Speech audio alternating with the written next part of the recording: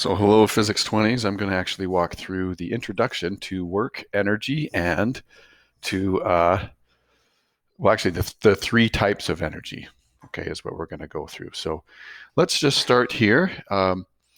Work, and again, all of this stuff we learned in Science 10. If you don't remember that, it's okay. It'll come back to you. This kind of foundational uh, formulas that deal with work and energy. So work can be defined in two ways.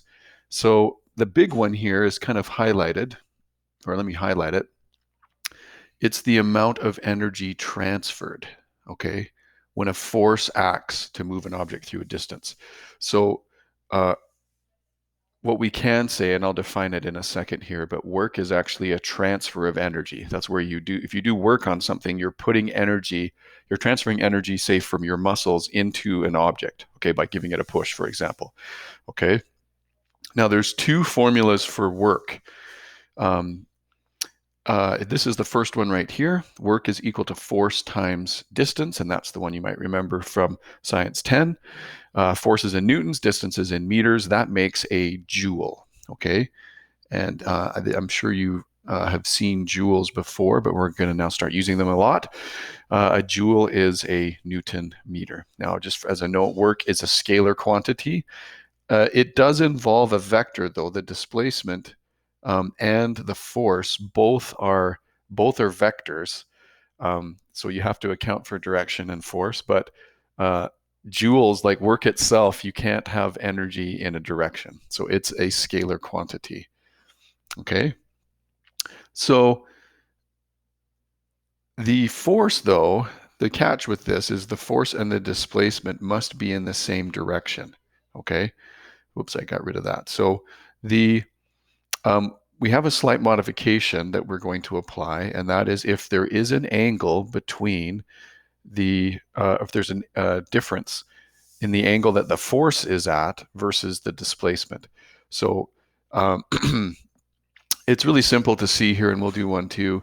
But see, if this guy is exerting a force downward like this, okay, so his force is in that direction, but the displacement is horizontal. The box is not going to go into the ground. It's going to move horizontally.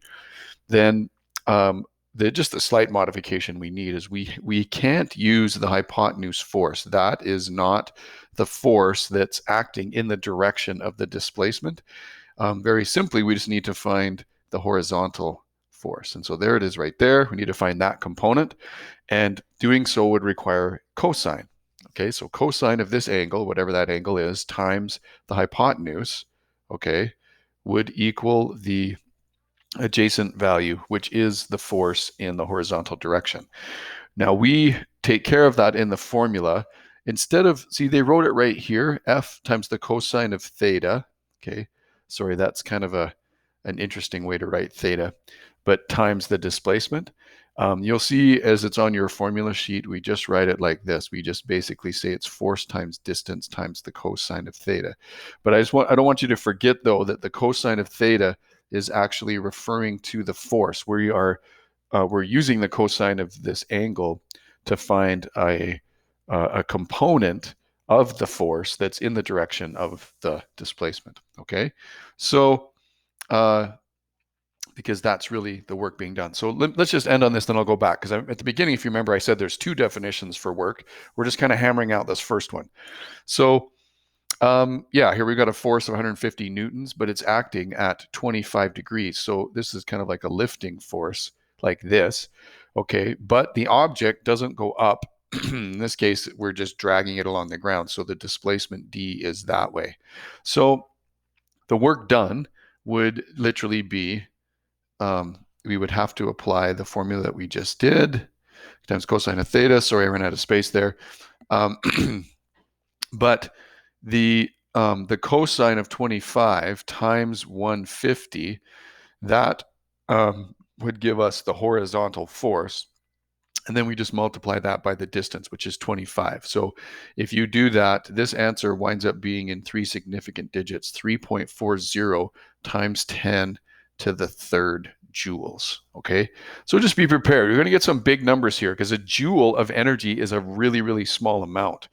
I think, just sitting in your desk you might radiate 1 joule of heat into a room, per minute or something like that. Like it's a really small amount. So be prepared for some big numbers when you get energy. Okay, don't be afraid of those. Okay, let's go back up here though.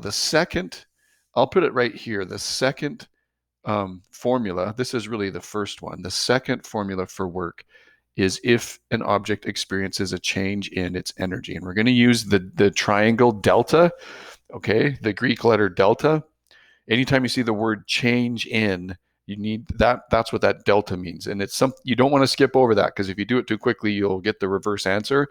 Delta anything, okay, like change in E or change in time or anything, is really, in this case for E, it's going to be the final amount, sorry, that's an F, minus the initial. Okay, E final minus E initial. And I'll do an example of those as we go up. But that's also on your formula sheet. And so it is one way that you can calculate work. Because if you know the final amount of energy, whatever kind of energy it is, and you're starting to guess here by the titles that there's 3 types of energy that we're going to master here today. But whatever the energy is, the final amount minus the initial, that would equal the change in energy, or the amount of work done, like the amount of energy transferred to another object. That's how we verbalize it. That's how we vocalize that. So let's add let's add some more information here, because you also need to know how to graph work. So I would say graphing work here. This is pretty straightforward, but it's an important principle in terms of graphing. So we could have a graph that looks something like this. And what we graph is we graph force as a function of displacement, okay, or distance. Okay, so this would be in newtons and this would be in meters. No surprise there. If you could exert a constant force while the object's moving through a distance, then your graph would look like this. Okay, it would just be a horizontal line. Obviously, this is 0, whatever these variables happen to be. Sorry, I just got a phone call here. Okay, so what we look at to calculate work in this case is we calculate the area under the line. So it's the surface area from the line, the data line, to the x-axis. Okay, we call that area under the line. You guys might remember that from our kinematics discussions, because we use the area under the line to calculate acceleration, displacement, I should say, depending on the graph. I'm going to do the same little trick here. Be prepared though, because you'll see it shortly. Sometimes the force is not constant and the force is increasing, okay? But you have an increasing force as the displacement increases as well. So if that's happening, it would look something like this, okay? So depending on the shape of the graph, in this one, the work done would be the force times the distance, obviously divided by 2. Sorry, I guess I could have done that a bit better. But yes, the area, the shaded area under the line, is the surface area, is equal to the work done, okay? Or the change in energy, all right? So, on the next page here, I noted this in the assignment, but I really would like you to just do questions 1 and 3 and 5 and 6, okay? And I will have the answers to these moving forward, okay? But in every case, you are applying the principles of either finding the component of the force that's in the direction of the displacement, and then using the angle. But work equals force times distance times the cosine of theta, if there is one, okay, if there is an angle. So I'm going to skip ahead to energy. So energy, by definition, is the ability to do work, okay? Energy is also measured in joules, and as you can see, these guys are related. Work is actually equal to the change in energy that an object experiences. They're both measured in joules, okay? So we call it the work energy theorem. That'll kind of make sense later when we get playing around with it, but they're both measured in joules. So the three kinds of energy that we are going to deal with are actually, they can be broken up into two categories. Two of the energies we're going to look at are potential energy, and then the third one is kinetic for motion. So kinetic is a term you've already been familiar with. It means motion. We're going to look first at gravitational potential energy. Okay, and if you lift an object up and you displace it from say the ground, moving it up, you have done work to raise it. Okay, you've had to physically lift it, but as you have it or hold it at that position, it has gravitational potential energy. It has the potential to fall back down. Okay, and so we captivate that by calculating how much work you did or how much force you exerted to raise it, multiplying that by the change in height. Okay, so it really is force times distance, but the force is the force due to gravity, and the distance that you move it, we're going to call that h, which is height. Okay, and so there's a couple of ways you can write that. I know I kind of wrote over that here, but you can use delta h, mg delta h. So that means like height final, the final height minus the initial height. Or if you just know what the height is, then you just use h. So it's not it's a pretty straightforward calculation. I should note here that now we're starting to use gravity in our calculations, and in this instance, you do not need to use a negative value. Okay. In fact, if you do, it might mess you up a little bit because sometimes the height is negative, and so then you'd get a positive, and it wouldn't make sense. So for when we're calculating energy, the general rule here is yes, use a positive 9.81 meters per second squared. Okay, when you do all these calculations. All right.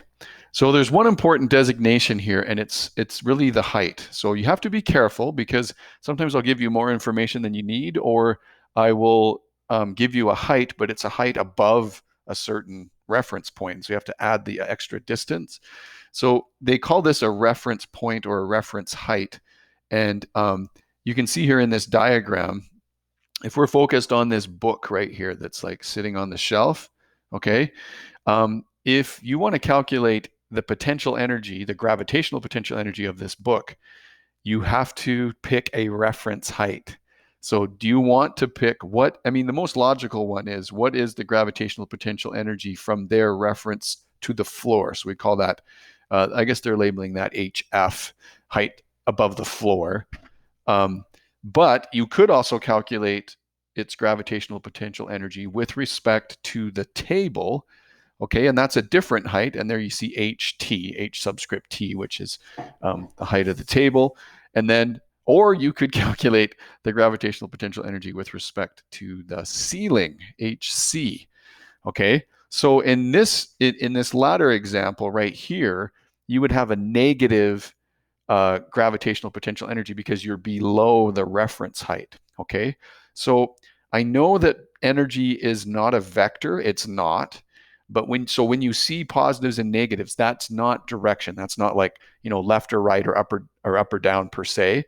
The negative energies mean that you require energy, that you are deficient in energy, or you require that much energy to get you to a certain position. Okay. So anyway, I don't think that'll be too hard, but in terms of analyzing different questions, be prepared for that. On a ramp, if you consider the movement of a mass on a ramp and you want to determine the amount of gravitational potential energy that a mass has, don't get distracted by this distance right there. Okay, if you slide it up the ramp like that a certain distance, that's not the distance that would enable you to determine the gravitational potential energy that this mass would now have, because gravitational potential energy is with respect to a reference height, and that reference height is right here, okay, whatever that is. All right, so you know, here's just a practice question which you can look at, but if they've lifted it through a height, if it says it that way, through a height, that is h, or delta h, as we already indicated. That's the vertical height, okay, not the height on the ramp. That's not the correct distance, okay? So again, that one's not too bad. MGH, I think you guys can do that one pretty easy. Yes, you can manipulate, which I will post some answers for, because on occasion you are going to have to manipulate to solve for h or whatever. So on this one, I did want you to do them all, 1 through, I guess it is 6. I don't think they're too bad. Again, I'll post the answers on these later. Let's go to elastic potential energy, okay? So this is the second type of energy, and it's mentioned in here, but I'll just give it a title. And the principles behind elastic potential energy have everything to do with something called Hooke's law. Now, Robert Hooke was a scientist who actually got credit for discovering cells, or at least giving the name of a cell to, the smallest biological unit of matter, or not matter, of living things, right? But Hooke did a bunch of other stuff, including messing around with springs. And what he did, and I'll show you a short video of this with Walter Lewin that's really good, but he basically he realized that there was a constant relationship between the amount of restoring force and on a spring and the mass of and the mass you would stick on a spring. Okay, so in this position right here, you have a spring that is not stretched at all. And as you add mass to it, the spring stretches a measured distance. In fact, it was surprisingly consistent in his studies of springs, the amount of displacement that happened as you incrementally increased the mass. And so what he realized is that in this case, there'd be, and you'll see this on some of the others, but for every one of these, gravity, the force of gravity is trying to pull the mass down. But this is a restoring force up. And we label that FR. You'll see that in the expressions, and I'll add that a bit later. But the spring doesn't like what gravity's doing to it, and it wants to come back to what we say equilibrium, okay? So this position right here, if you will, that location right there is equilibrium. That's where the spring wants to be. It's its natural state of rest. And if you disturb that, the spring's like, I don't like this, and it exerts a restoring force. And what Hooke noticed is that the restoring force exactly matches gravity up to a limit, because springs can get overstretched. We call that deformation or deformation. Okay, but Hooke noticed that there was a constant relationship, and it was easy to graph as x, or this distance from equilibrium. Okay, increases, the force increases. Okay, so sorry, I'm just writing this in here just to make a point. But again, you have, and this, we would call this FR, the restoring force on the x-axis. Okay, so just to give you some insight on that, I'm actually going to play an excellent description of Walter Lewin as he discusses the importance of this law. So let's see if we can watch this. If I have a spring, and this is the relaxed length of the spring, I call that x equals 0, and I extend the spring with a P, then there is a force that wants to drive this spring back to equilibrium. And it is an experimental fact that many springs, we call them ideal springs, for many springs this force is proportional to the displacement x. So if this is x, if you make x 3 times larger, that restoring force is 3 times larger. This is a one-dimensional problem, so to avoid the vector notation, we can simply say that the force, therefore, is minus a certain constant, which we call the spring constant. This is called the spring constant, and the spring constant has units newtons per meter. So the minus sign takes care of the direction. When x is positive, then the force is in the negative direction. When F is negative, the force is in the positive direction. It is a restoring force. Whenever this linear relation between F and X holds, that is referred to as Hooke's law. How can we measure the spring constant? That's actually not too difficult.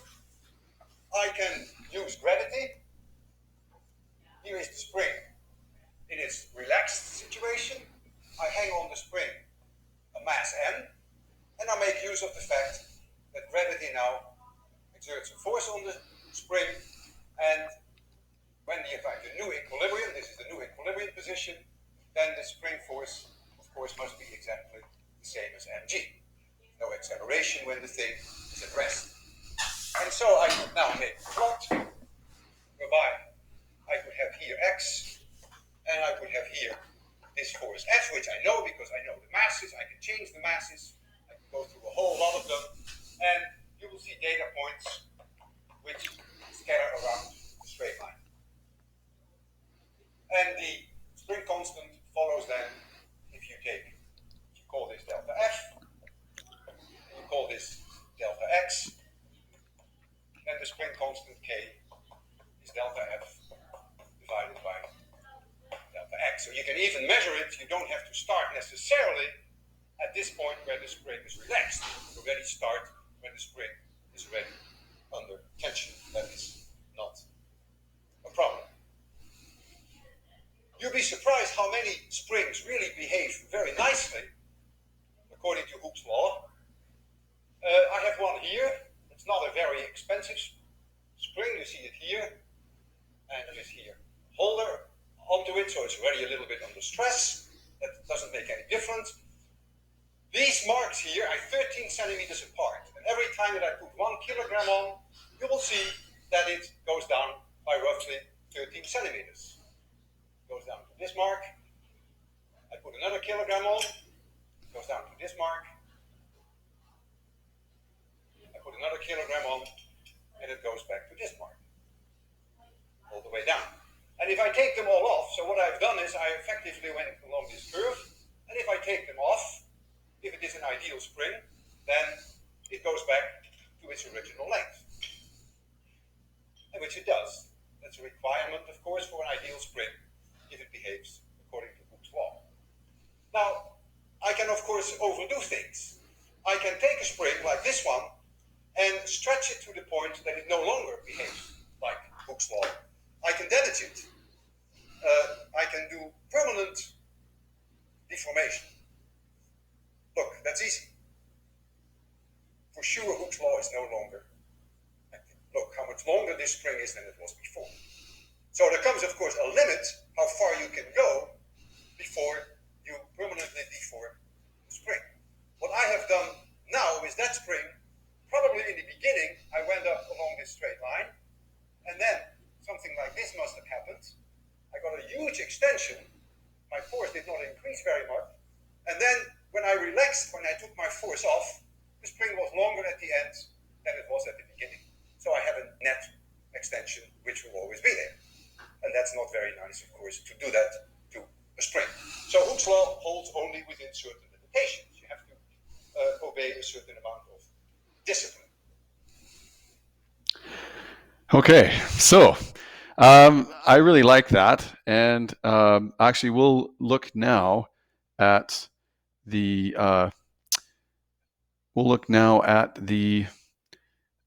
some of the explanations that Walter Lewin just covered. Okay, so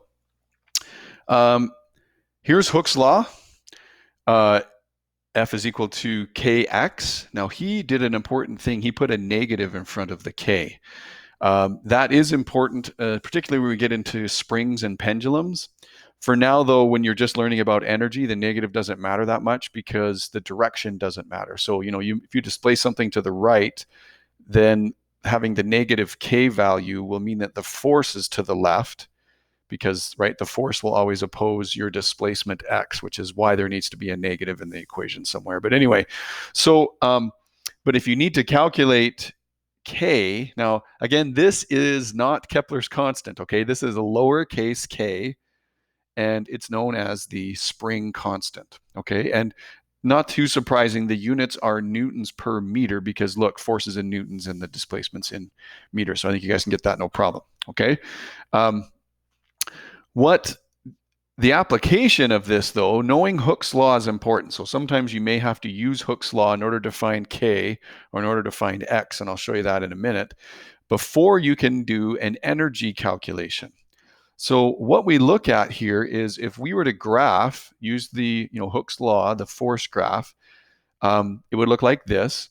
And if we wanted to calculate the energy, and we're going to call this energy the elastic potential energy. Okay, it's the amount of stored energy that a spring has when it's stretched. Okay, it's just exactly like a bow. Like if you're shooting an arrow with a bow, when you pull the draw, or you draw the string and hold it in that position, the bow has a lot of elastic potential energy. Remember, nothing's moving, like you're just holding it, but that that energy has the potential to become kinetic energy as soon as you let go of it. Okay, so the derivation of the elastic potential energy formula comes from calculating the area under the line.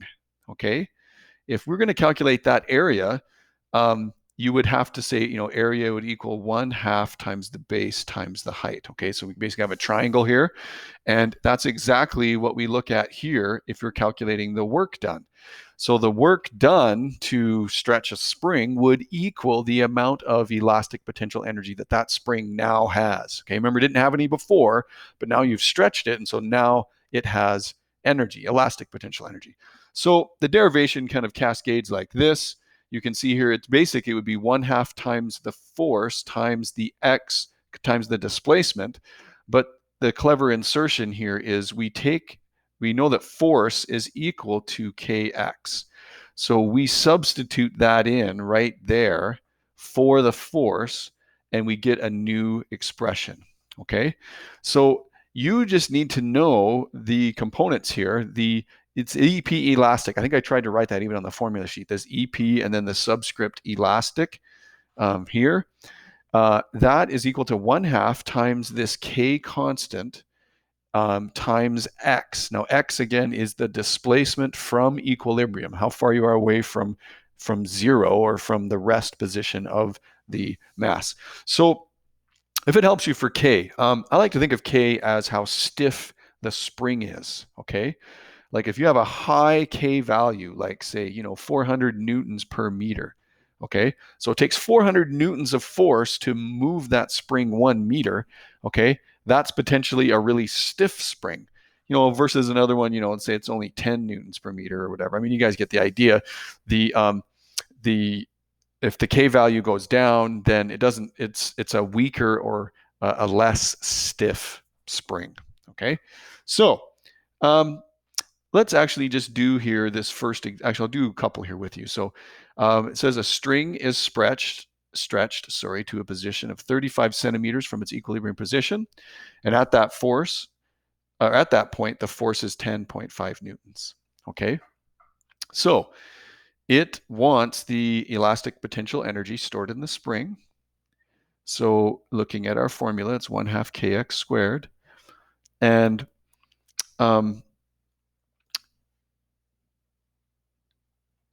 oh, I skipped a step here. We don't know what the K value is, okay? So if you start needing to calculate elastic potential energy, I would just jump to the formula and see if you have stuff. Well, I only have X and I have the force, okay? So I don't have K yet, but I can get it. Okay, so obviously we saw that up here. The K value is equal to the force divided by X. It's actually the slope of the graph, if you kind of caught that before, right? It's the mathematical constant that connects these two together. So we can just find K by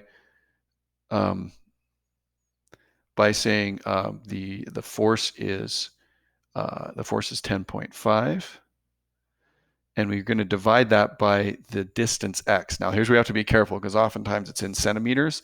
So we need to convert that into meters, which would put us at 0.35. Okay, 35 centimeters, 0.35. Okay, so just checking that here, that should be, yeah, 30 newtons per meter.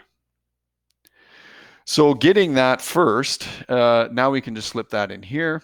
And again, just be careful with the squared values. That's a common mistake when you're first learning this. 1/2 times 30 times x now. Again, x is going to be 0.35. Okay, we have to make that designation. And then, yeah, then it comes out to, I think it's 1.84 joules. Okay, not a huge amount of energy, but it's definitely not zero. So the elastic potential energy stored in the spring at that position, okay, at the 35 centimeters, the amount of stored energy is 1.84 joules right there. Now, part B is going to push you just one more step.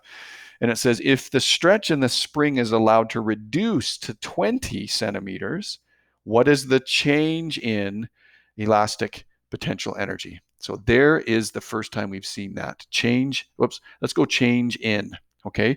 You need to recognize that that means delta E, okay? So as soon as you see that delta, this is what should come to mind. It's going to be E final minus E initial. Now, we don't know what the final energy is because we started at 35 and then we kind of relaxed the spring and brought it back to 20. Okay, so it's getting closer to equilibrium. We know the initial energy though in this setup because we just calculated that. Okay, so that's going to be 1.84 joules. That's how much energy we had at the first position. You're going to follow the story here, okay? The second position is where x is now 0.2 meters. Okay, the spring constant didn't change, like it's the same spring. So you just have to do 1/2 kx squared again. And actually, I guess I did that value separately. So that should be, let's just do that quick. 1/2 times 30 times 0.2. Okay, so that's 0.6 joules. Okay, so you'd go 0.6 minus 1.84.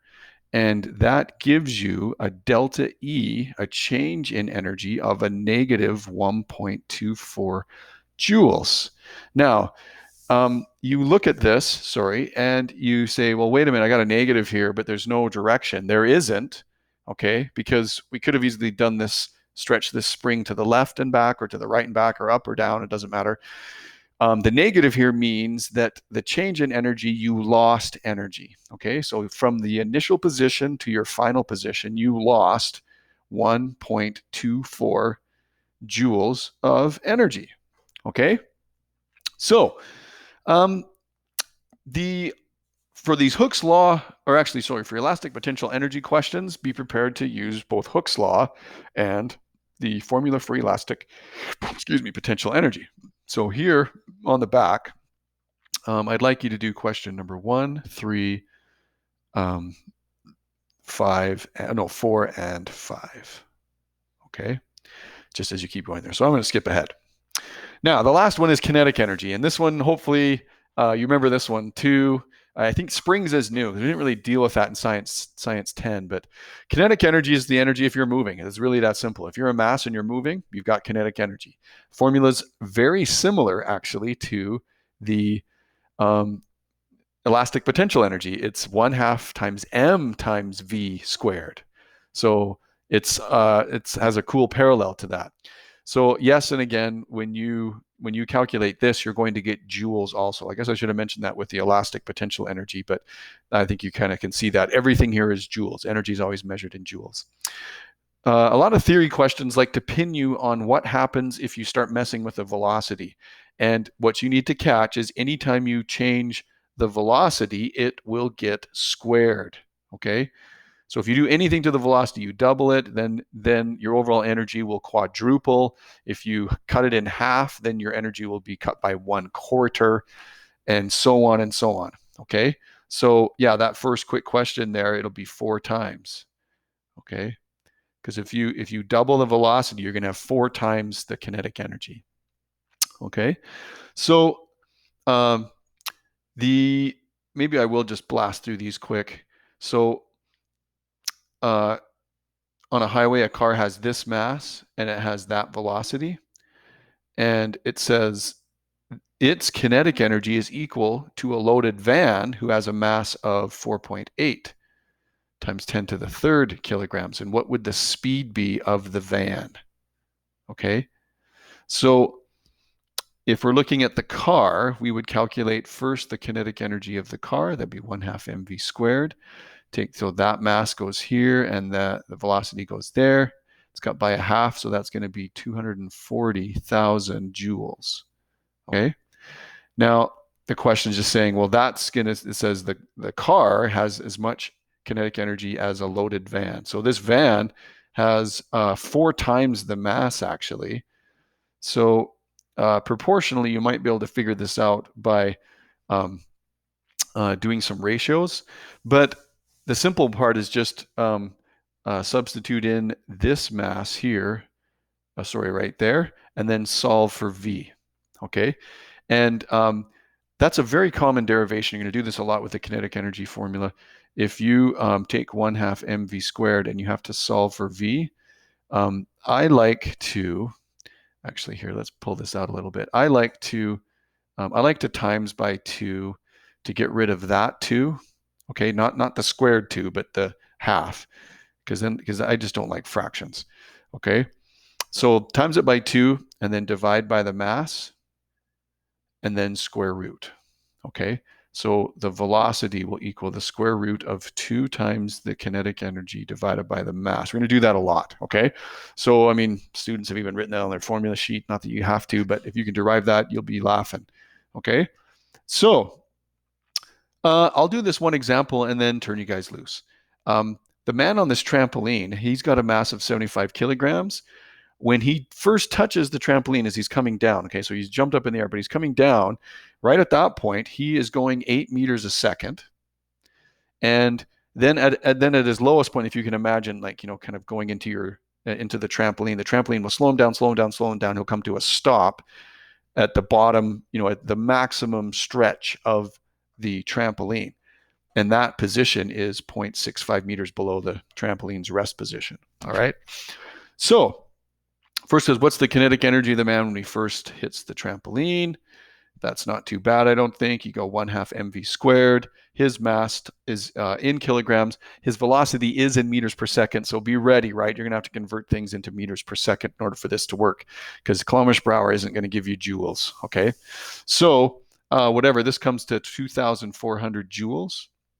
And then the second question says, at his lowest point, if all of his kinetic energy is transformed into elastic potential energy, what is the elastic constant for the trampoline? It's asking you for K, little k, all right? What's the elastic constant? So this is a good example of how one form of energy can be converted into another. We're going to do this a lot right away. So what happens is all of this 2,400 joules is now, it was kinetic energy, but now it's become elastic potential energy, because now he's not moving, like right at the 0.65 meters, he isn't moving. So what we say here then is I guess we could say that the kinetic energy is going to equal the elastic energy. And this is at this EK is at the top, if you will, or it's at the beginning, the initial position, and then EP elastic is the final position. But if 100% of the energy is converted, that's what we can expect.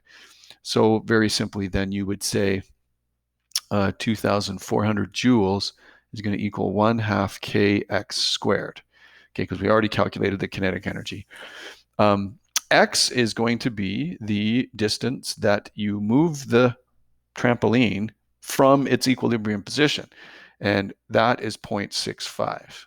Okay, just a little more than 1/2 meter. So that's a decent bounce, I guess, or a decent stretch of the trampoline. Again, working backwards, you would have to times this by 2 and divide it by 0.65 and then square root it, okay, to get X. Oh, I'm sorry, wait, we're not doing that. We're trying to get K. So we would not do that. Sorry. Well, actually, yes, we'd still times it by 2 to get rid of the 2, but then I just divide by x squared.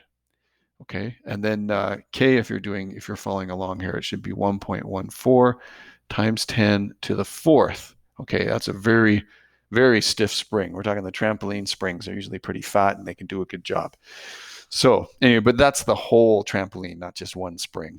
So the whole trampoline collectively. Anyway, so to end with here on kinetic energy then, on this one, I'd just like you to do question 1, 3, 4, and 6. So definitely to start looking at those, and I'll post those answers shortly. And of course, you can have the answers to the middle ones too if you want to do those as well. So anyway, off you go.